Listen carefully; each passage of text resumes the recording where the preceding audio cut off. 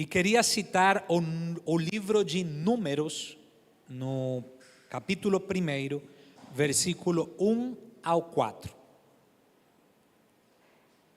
Números, capítulo 1, versículo 1 ao 4.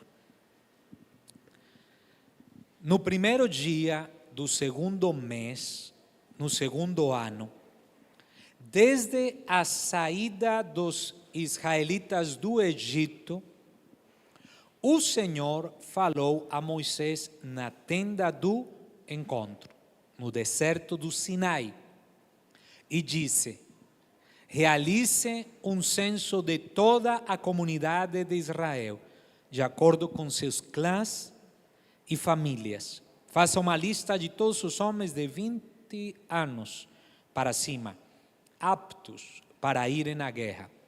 Você e Arão registrarão os soldados com a ajuda do chefe dos clãs de cada uma das tribos. Eu falei na primeira ministração que a Torá judaica, que foi escrita em hebraico, ela não tem o livro de Números, não com esse nome. Vocês lembram qual foi o nome que eu disse? Bamidbar, que significa no deserto. Vocês se lembram que eu já disse? O livro na Torá original é no deserto. E nós conhecemos o livro como Números, e repito, porque Deus disse: realize um censo de toda a comunidade de Israel. Mas há algo interessante nos primeiros versículos, que são a chave para entendermos a jornada no deserto. E a Escritura diz: no primeiro dia do segundo mês, no segundo ano, desde a saída dos israelitas do Egito. E por favor, fixe seus olhos nessa frase que segue. O Senhor falou a Moisés na tenda do encontro, no deserto do Sinai. Vou ler de novo. O Senhor falou a Moisés. Onde? Na tenda do encontro, no deserto do Sinai. É interessante pensar que Deus falou com o povo, Deus falou com Moisés no deserto do Sinai. A lei de Deus lhe foi dada ao povo de Deus no Sinai. Toda a instrução, todo o ensino de Deus para a vida lhe foi dado ao povo no deserto. Não será que no deserto Deus fala conosco? Porque Deus poderia ter lhe dado a lei quando eles entraram na terra prometida, mas Deus lhes deu a sua palavra no deserto. Eu posso dar testemunho de que às vezes, quando tenho conseguido ouvir ou entender melhor a palavra do Senhor, tem sido no deserto. Talvez você veio hoje aqui porque está passando pelo deserto.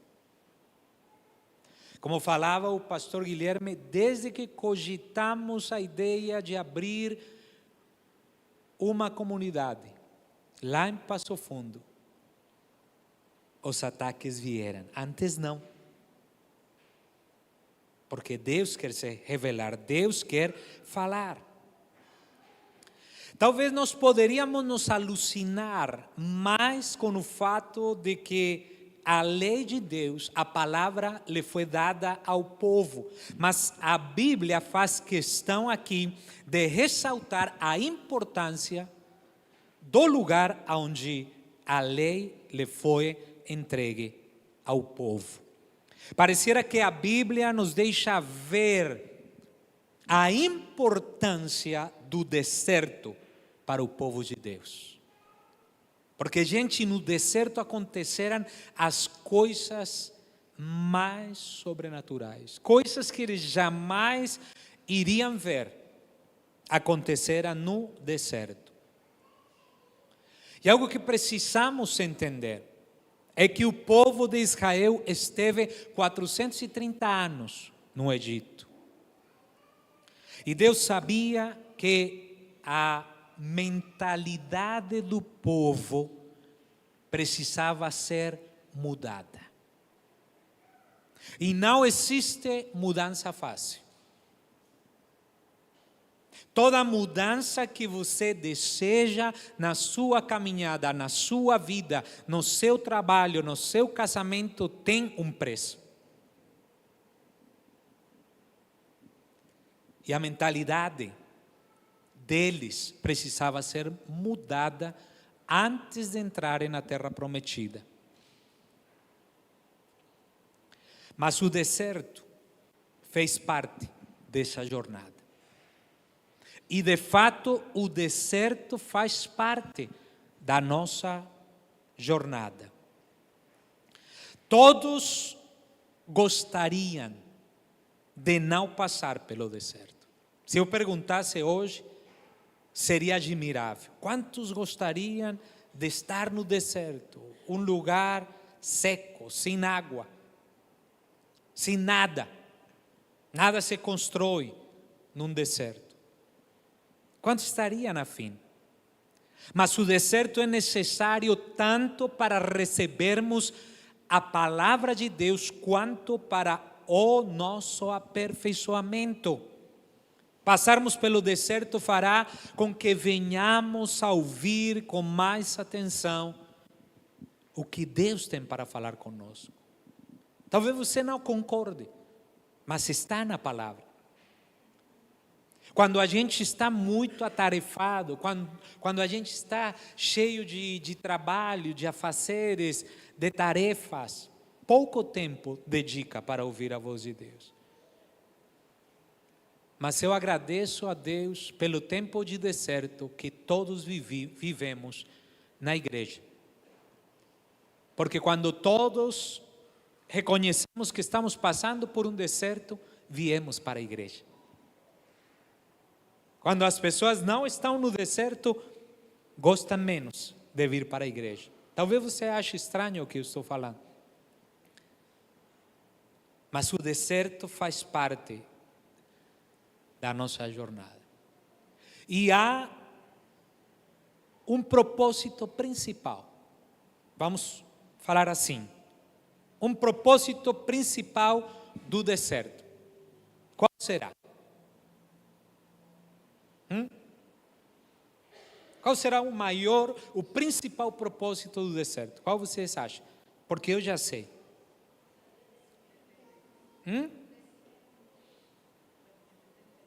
Nos tornar mais humildes. Como o deserto nos faz humildes. Como dependemos mais de Deus num tempo de deserto.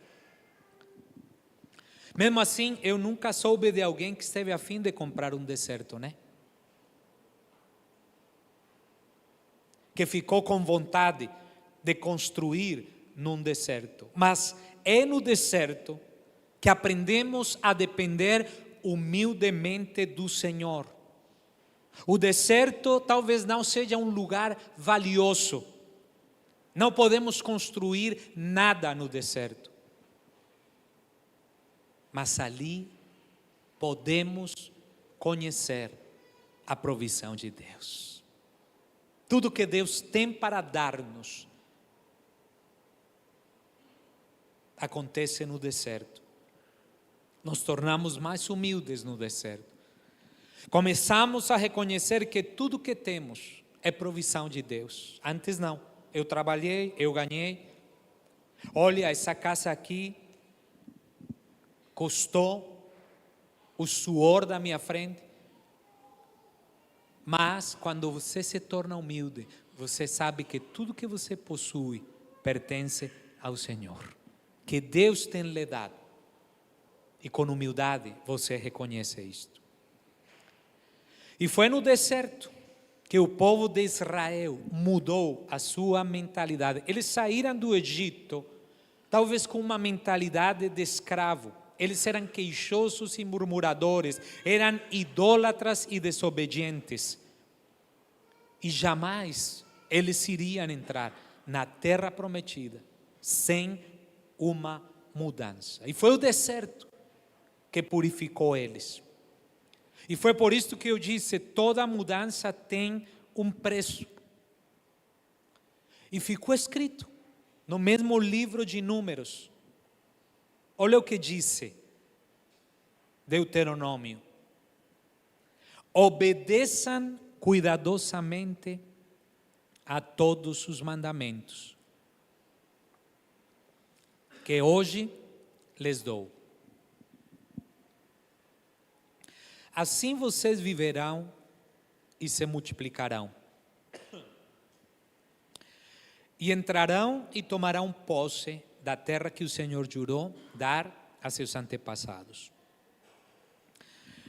Lembrem-se de como o Senhor, seu Deus, os guiou pelo deserto, estes 40 anos, humilhando-os e pondo à prova seu caráter, para ver se vocês obedeceriam ou não a seus mandamentos. Sim, Ele os humilhou, permitindo que tivessem fome.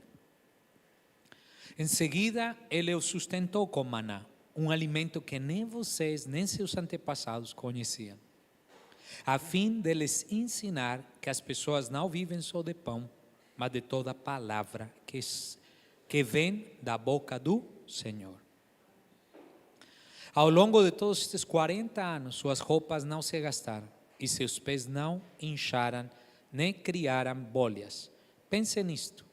Assim como o pai disciplina o filho, também o Senhor, seu Deus, disciplina vocês para seu próprio bem. Portanto, obedeçam aos mandamentos do Senhor, seu Deus, andando em seus caminhos e temendo a Ele. Está escrito, sim ou não? Para o que o Senhor deixou o povo de Israel 40 anos no deserto? Para humilhá-los. Vocês leram comigo, sim ou não? Vocês estão bem?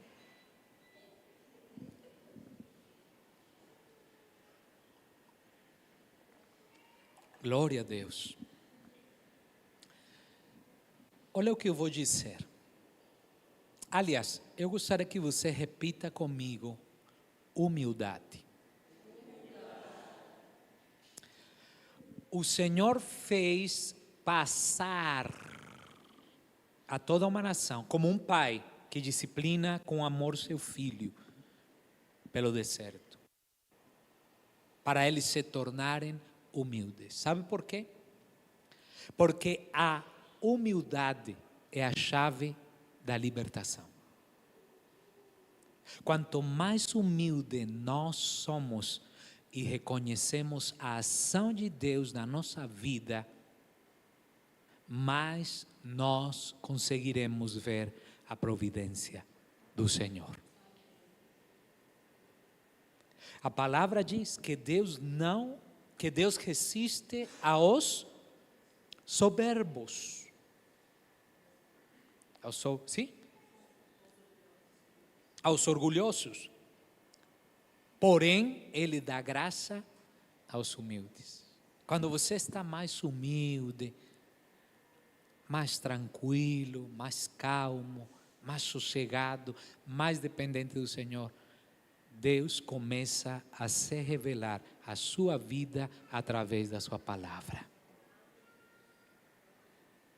A humildade nos leva a aceitar a verdade de Deus. Quando você é orgulhoso, não acredito no que está sendo falado, não, eu não concordo. Você sabia que tem pessoas que falam, eu não concordo com a palavra? Não, aquilo que o pastor disse, eu não concordo, está repreendido. Mas quando você é humilde, você diz, Senhor, fala comigo.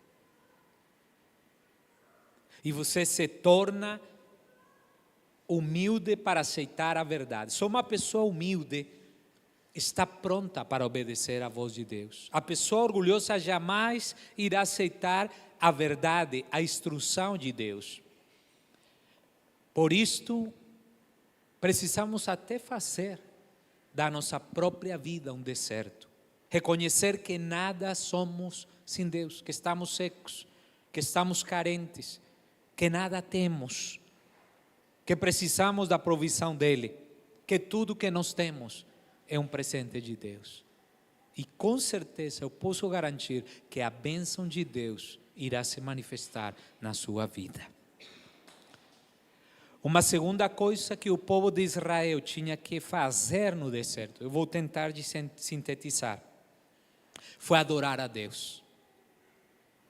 Se vocês lerem Êxodo 5:1, 7:16, 8:1 e 20, 9:1 e 13 e 10:3, achará uma mesma frase: deixe meu povo sair para me adorar no deserto. Foi o que Deus mandou Moisés falar com Faraó. Deixe meu povo sair para me adorar no deserto. Que interessante, né? Para me adorar no. Finalmente, todos sabemos que o povo de Israel saiu do Egito para adorar a Deus no deserto. E depois de um ano, segundo as instruções que Deus deu numa visão que Moisés teve no Monte Sinai, eles construíram o tabernáculo. Não sei quantos gostam dessa parte da Bíblia, onde fala do tabernáculo. Era tipo um templo portátil. Eles montavam e desmontavam. Mas ali Deus se manifestava. Mas isto aconteceu um ano depois que eles saíram do Egito. Eles terminaram de construir o tabernáculo e agora tudo estava pronto. E você sabe quantos dias eles se prepararam para a inauguração do tabernáculo? Alguém está lembrado? Quantos dias eles se prepararam? 7. 7 dias. E no 8º dia, eles iriam inaugurar o tabernáculo. O intuito deles era adorar a Deus, se aproximar de Deus, ver mais a Deus. Prepararam todas as ofertas, os sacrifícios de maneira específica, como Deus tinha lhe ordenado a Moisés. No 8º dia, eles iriam entrar no tabernáculo. Tudo estaria pronto. O povo estava emocionado, todos tinham expectativa de verem a manifestação da presença de Deus. E sabem o que aconteceu? Nada. Tudo que foi preparado, tudo que foi feito, mas não aconteceu. Aquilo que eles desejavam, uma manifestação da presença de Deus. Eu pergunto, meus irmãos, o que seria que aconteceu? Por que será que a presença de Deus não se manifestou? Vocês querem ver em Levítico 9, 23 e 24. Então Moisés e Arão entraram na tenda do encontro. E quando voltaram, abençoaram o povo novamente. E a glória do Senhor apareceu a todo o povo. Fogo saiu da presença do Senhor e consumiu o holocausto e a gordura no altar. Quando eles viram isso, gritaram de alegria e se prostraram com o rosto no chão. Sabe quando a presença de Deus veio se manifestar? Quando Moisés e Arão entraram no tabernáculo para ter com Deus. Eles falaram com Deus. Porque quando eles saíram do tabernáculo, quando eles voltaram, fala esta porção da Escritura, abençoaram o povo novamente e agora sim, a glória do Senhor apareceu a todo o povo. Eles entraram para ter com Deus, para falar com Deus, para orar. Todo estava pronto, mas algo precisava ser feito. Algo que Deus demanda de todos os seus filhos. Oração. Orar. Faltava uma coisa e a gente se perguntava o que seria.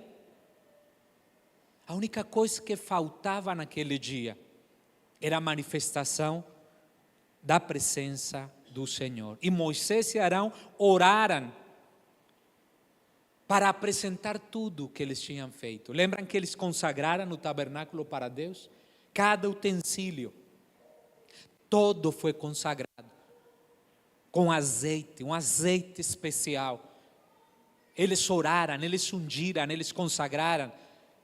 E quando isto foi feito, a presença de Deus se manifestou. Eu quero chamar a sua atenção.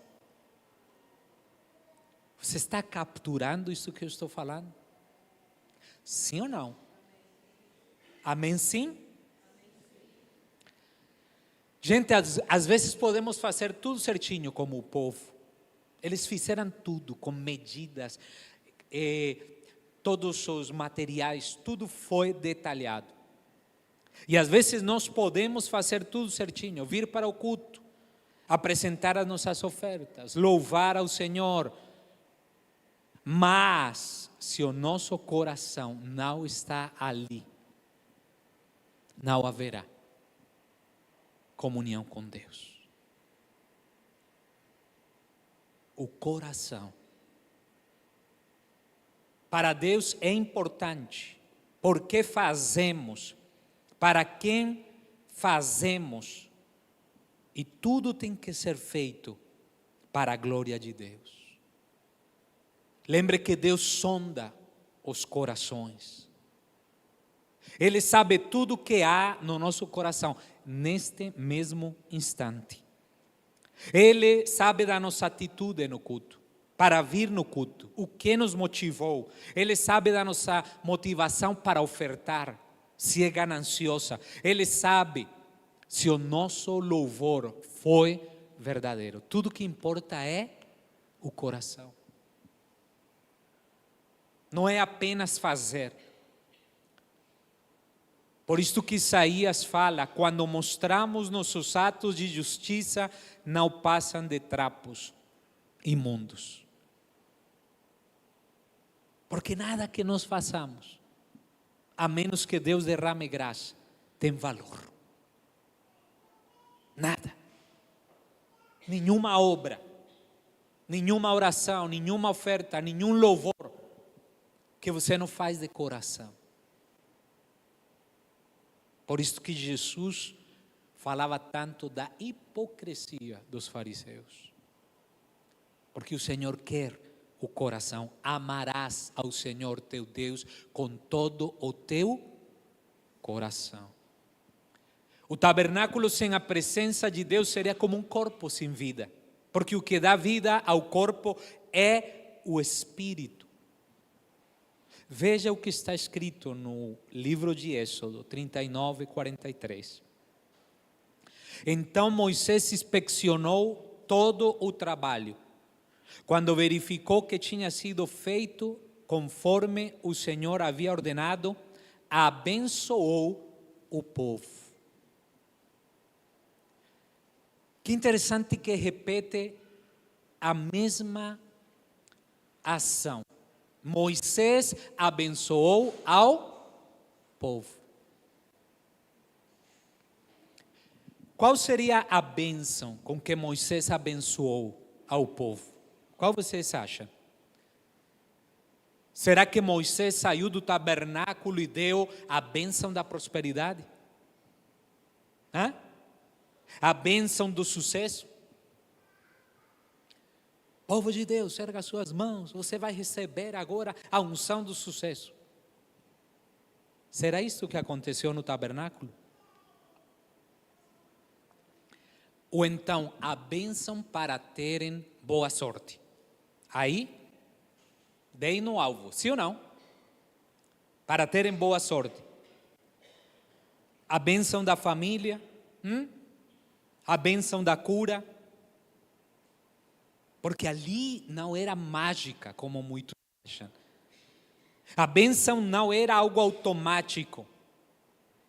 E a Bíblia diz que Moisés saiu do tabernáculo e abençoou ao povo e a presença de Deus se manifestou. Essa foi a maior bênção que eles receberam. A bênção da presença de Deus no meio do seu povo. Nada deveria ser mais importante na nossa vida do que a presença de Deus. Quando Deus está presente na nossa vida, todas as outras coisas são acrescentadas. Daí o protagonismo do deserto. Isto eles precisaram aprenderem no deserto. A bênção da presença de Deus, precisamos esclarecer, não está disponível para todos. Imagine se fosse assim. A promessa do Espírito que nos foi dada só pode ser recebida por aqueles que acreditam. Não é para todos.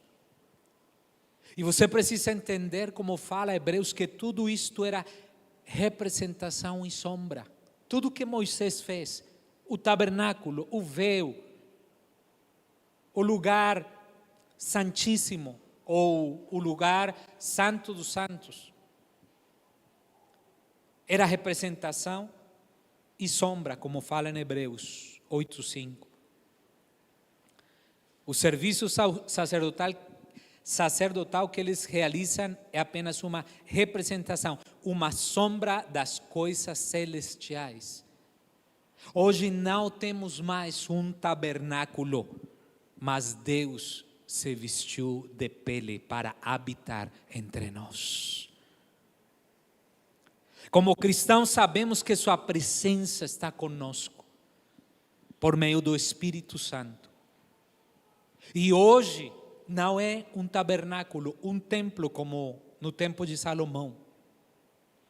Hoje é a igreja. O templo é a igreja do Senhor, onde se reúnem 2 ou 3, ali está a presença do Senhor. E hoje, acredite, a presença de Deus neste lugar. Mas mesmo que conhecemos Deus pelo Espírito, esse conhecimento é limitado para a nossa experiência. E por isso devemos ansiar lhe conhecer mais. Por isso que eu acho que assim, quando Deus dá para o povo os primeiros 5 livros da Bíblia, eles são uma carta, uma só carta de amor. Mas Êxodo é diferenciado, porque ali fala da intervenção gloriosa com que Deus se manifestou para tirar o seu povo do Egito. É muito lindo.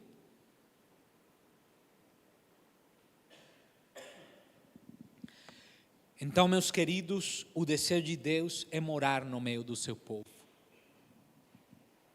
A nossa vida deve ser um depósito da presença de Deus.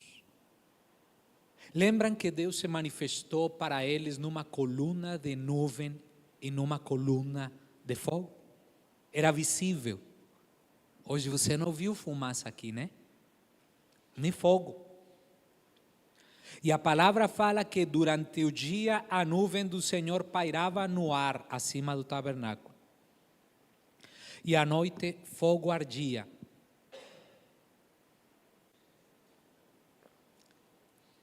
Dentro da nuvem, de modo que todo o povo de Israel podia vê-la. E isso ocorreu ao longo de todas as jornadas dos israelitas.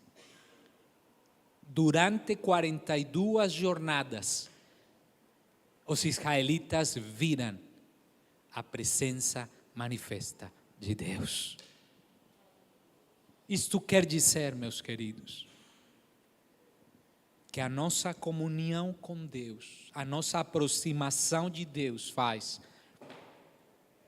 com que a presença de Deus esteja garantida.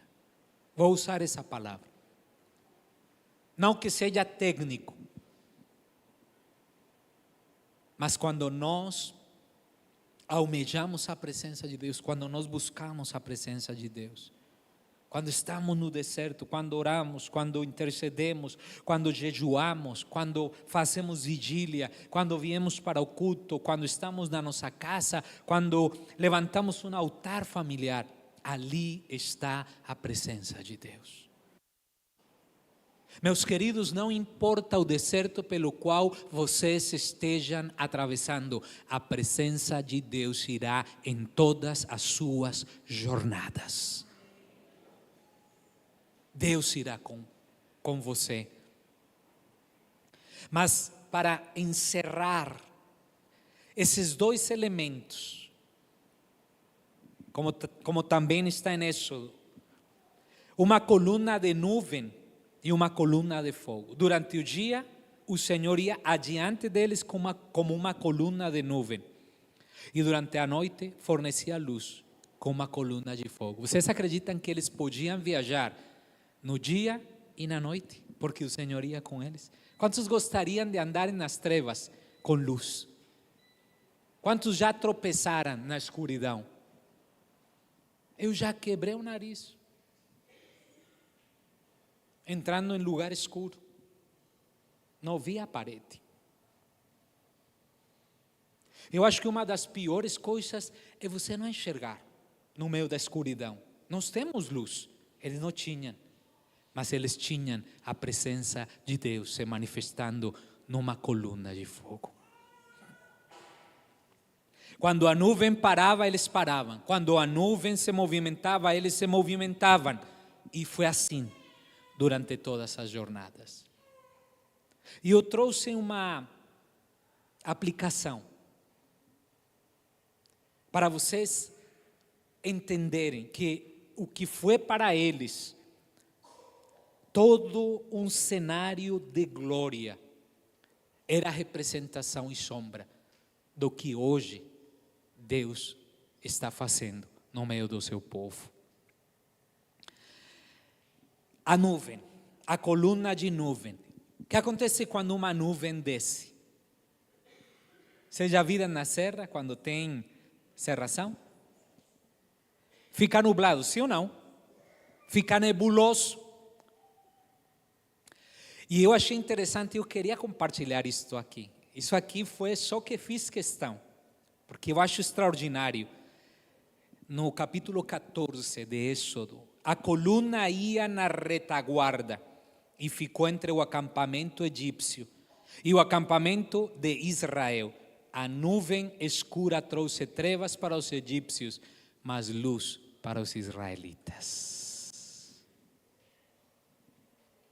A coluna impedia que eles enxergassem os egípcios, porque senão eles iriam tomar um susto, levar um choque.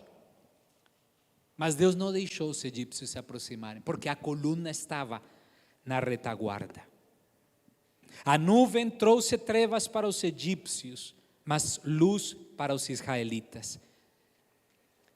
E sabe o que isto poderia ser usado de maneira prática? Como o Senhor é fiel conosco na nossa jornada pelo deserto. Porque estar no mundo é um deserto, queridos. Mas nesse mundo cheio e escuridão, Deus quer trazer, Deus quer manifestar a sua presença gloriosa. Mas ainda essa nuvem nos impede de enxergar as coisas más. As coisas que talvez vão nos afastar do caminho para a terra prometida. Deus manterá longe os nossos inimigos. Às vezes não conseguiremos enxergá-los, eles estão ali, mas Deus está na retaguarda, nos protegendo. Todos sabemos que Deus é luz e nós andamos em luz. Neste mundo há escuridão, mas Deus irá nos dar luz. Por isto que diz, durante o dia a nuvem do Senhor pairava no ar, e à noite fogo ardia dentro da nuvem. Então, meus queridos, concluindo, a jornada do deserto é difícil. Passamos por momentos de muita sequidade. Passamos por momentos onde achamos que não iremos mais conseguir enxergar a terra prometida. Passamos por momentos de dores, de doença, momentos de decepção, de se iludir-nos, até com pessoas próximas, irmãos da igreja. Mas nessa jornada, Deus irá estar conosco para iluminar nosso caminho até chegarmos à terra prometida. Não haverá mais distância entre Deus e nós. Por isto você não pode rejeitar o deserto. Porque o deserto faz de você uma pessoa mais humilde. O deserto faz com que você ouça a palavra de Deus. O deserto faz com que a presença de Deus se manifeste com glória. Não rejeite a jornada do deserto. Se neste momento você está passando um vale seco, ânimo, porque Deus está com você. Senhor,